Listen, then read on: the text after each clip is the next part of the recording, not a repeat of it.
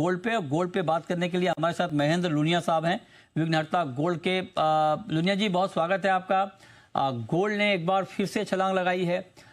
Indian market में 58,000 के ऊपर, 98,000 के ऊपर गया है भाव, और ग्लोबल मार्केट में भी करीब करीब $50 की तेजी, क्योंकि एक तो जियोपॉलिटिकल टेंशन बढ़ गया अमेरिका ईरान के बीच, और दूसरी बात की जो अमेरिका के सीपीआई के आंकड़े हैं वो अनुमान से कम आए हैं, तो उससे रेट कट की उम्मीद बढ़ गई है, डॉलर वीक हो गया है, तो सारी खबरें गोल्ड के लिए पॉजिटिव हो गई हैं। क्या लगता है आपको आगे? मृत्युंजय जी, सबसे पहले तो आपको, पूरे जी परिवार को, पूरी जी टीम को बधाई। आप नंबर 1 हो और थैंक यू हमेशा सर। नंबर 1 रहोगे। Thank you sir. That's great. आते हैं गोल्ड के ऊपर। जो आपने जो बताए 2-3 सिनेरियो जिसके कारण गोल्ड अब आगे चला गया है, जो अपनी बात हुई थी, अगर मृत्युंजय जी आपको पता रहेगा या याद रहेगा, 10-15 दिन पहले अपन ने बात करी थी, सभी टेक्निकल एनालिसिस बोल रहे थे कि वो नीचे नीचे नीचे आएगा करके, लेकिन वहां पर अपनी बात हुई थी कि फंडामेंटल आपको सपोर्ट नहीं करेंगे, और वही चीज आज निकल के आ रही है। अगर आप देखते हो कि ट्रंप साहब की जो इश्यूज है वो खत्म नहीं हो रहे, वो बढ़ते ही जा रहे उनके खुद के देश में। दूसरी तरफ ईरान का भी इशू आपने अभी बताया पूरे डिटेल्स में, और जैसे थोड़ा सा डिटेल में आपकी बात हो रही थी वो भी मैंने सुनी। जैसे एक बार यूएस ना बड़ा कदम उठाए, लेकिन क्या इसराइल को हम रोक पाएंगे?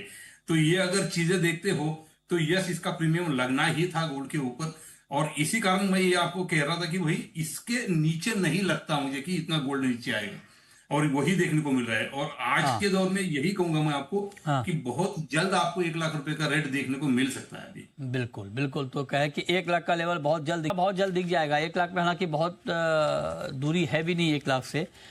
लेकिन क्या आपको लगता है, चूंकि कायदे से जो अमेरिका और चीन के बीच ट्रेड डील की बात हो रही है या हुई है, तो उसका एक नेगेटिव इम्पैक्ट आना चाहिए था, वो आया नहीं सर, क्या वो ड्यू है?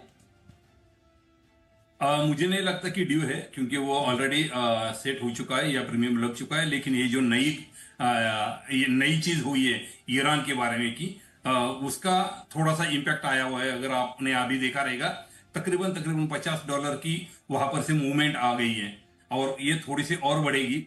मुझे लगता है कि एक $3400 एक बार टच करेगा, जहां पर हम रेट देखेंगे कि 1 लाख के करीब पहुंचा है तकरीबन, और वहां पर से हो सकता है कि थोड़ी बहुत नीचे आ जाए, लेकिन वो कंडीशन रहेगी कि वहां पर के यानी कि डील के क्या नतीजे आते हैं, या तो फिर ईरान का क्या इशू और बढ़ता है, उसके ऊपर रहेगा। अगर बढ़ गया तो फिर अपन 1 लाख के ऊपर भी देख सकते हैं।